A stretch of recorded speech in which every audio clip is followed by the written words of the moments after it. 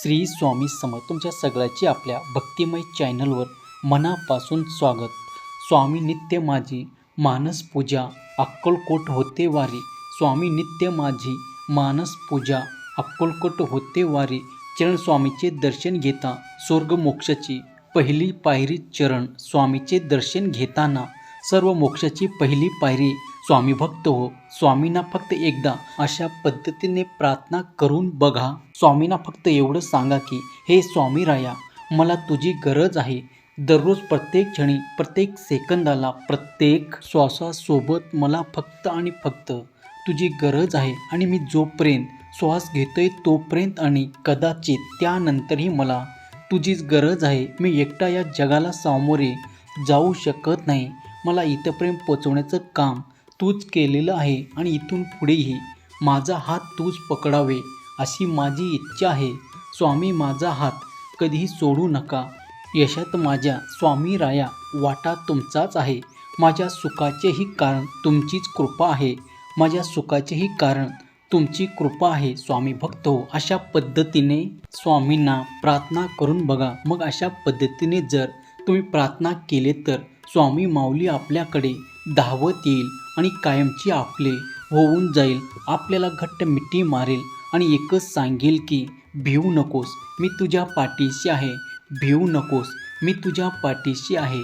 वर दिलेल्या 2 पादुकापैकी 2 नंबरचं पादुका ज्याने निवडले आहे त्यांना स्वामी महाराज काय सांगतात हे आता आपण जाणून घेऊया. स्वामी भक्त हो, आज पुन्हा एकदा तुमच्यासाठी नवीन स्वामी संदेश घेऊन आलेलो आहे. तर आज स्वामी महाराज आपल्याला काय सांगत आहे ते जाणून घेण्यापूर्वी खरं तर स्वामीचा असा विशेष वार नाही. कुठल्याही वाराला आपण स्वामीची भक्ती केली तरीही ते स्वामीपर्यंत पोचते. परंतु भोळ्या भाबड्या लोकांचा विश्वास गुरुवार म्हटलं तर स्वामींना अतिप्रिय आणणे म्हणून त्या दिवशी आपण काहीतरी खास करत असतो. तसेच आजचा संदेशही खास असणार आहे, त्यामुळे शेवटपर्यंत आवर्जून ऐका.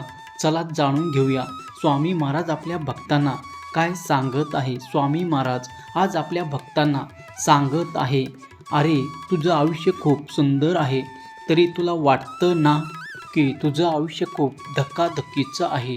तुला या आयुष्याने फक्त त्रास दिला आहे.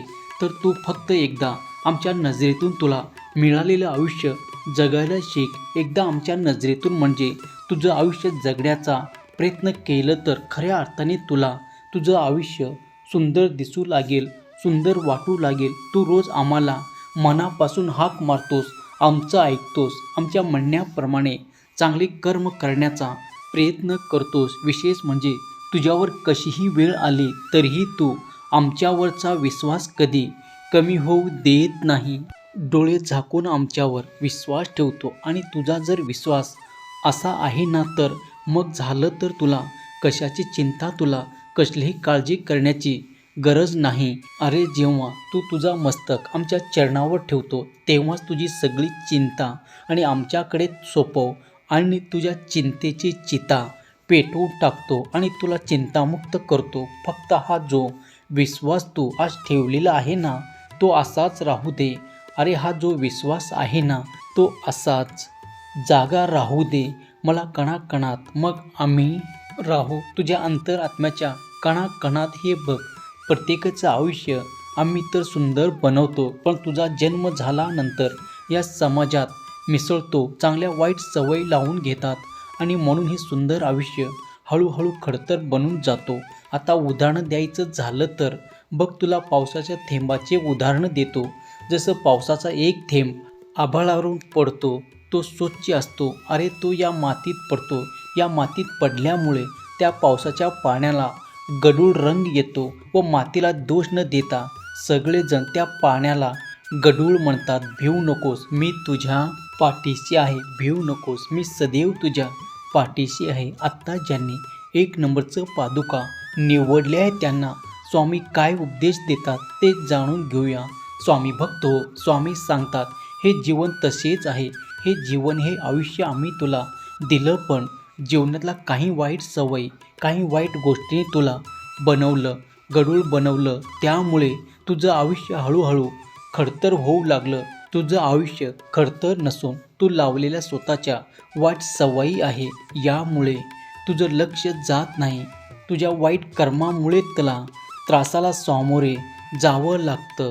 हे मात्र तू कधीही विसरू नकोस. तुला आम्ही पुन्हा पुन्हा संधी देतो. आम्ही तुला एकच सांगतो, तू आमच्या सानिध्यात ये.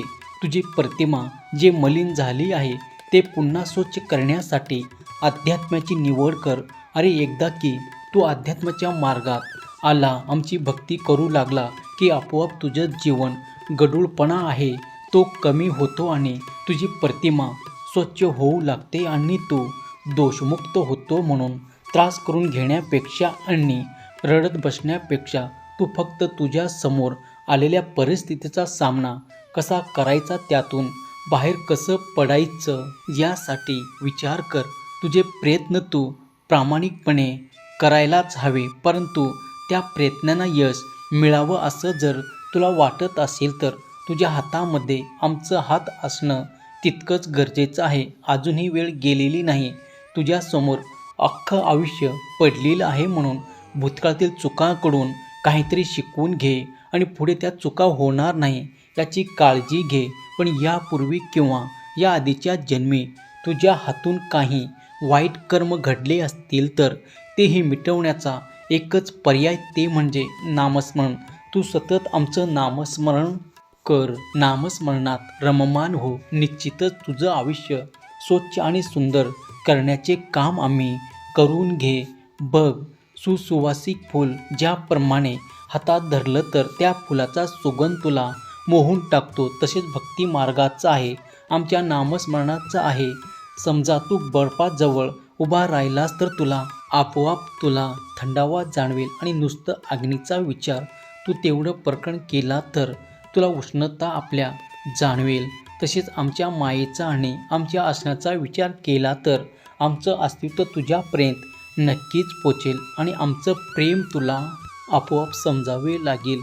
तू त्यासाठी रोज आमच्या मूर्तीसमोर बस किंवा आमच्या मंदिरात ये, मठातील ये असा आग्रह आमचा नाही. फक्त तुझं दैनंदिन जीवन जगत असताना तू आमचं नाव घेत राहा.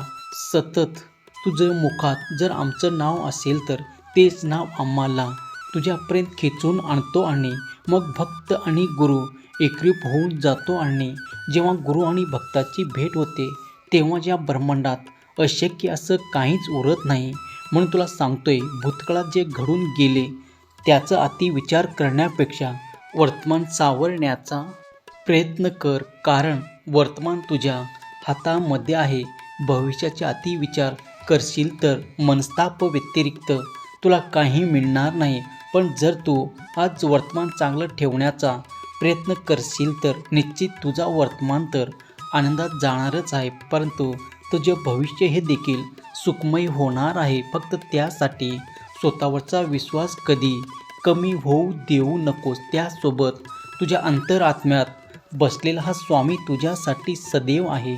या गोष्टीचा विसर तुला कधीही पडू देऊ नकोस. जेव्हा आमचा भक्त आमचं नामस्मरण करतो, आम्हाला मनापासून येऊन देवाची भक्ती करू शकतो, नामस्मरण करू शकतो, भगवंताचं चिंतन करू शकतो. म्हणून हा जन्म असाच वाया न घालवता स्वामीच्या सेवेत तल्लीन व्हायचं आहे आणि आपलं प्रपंच प्रामाणिकपणे सांभाळायचं आहे.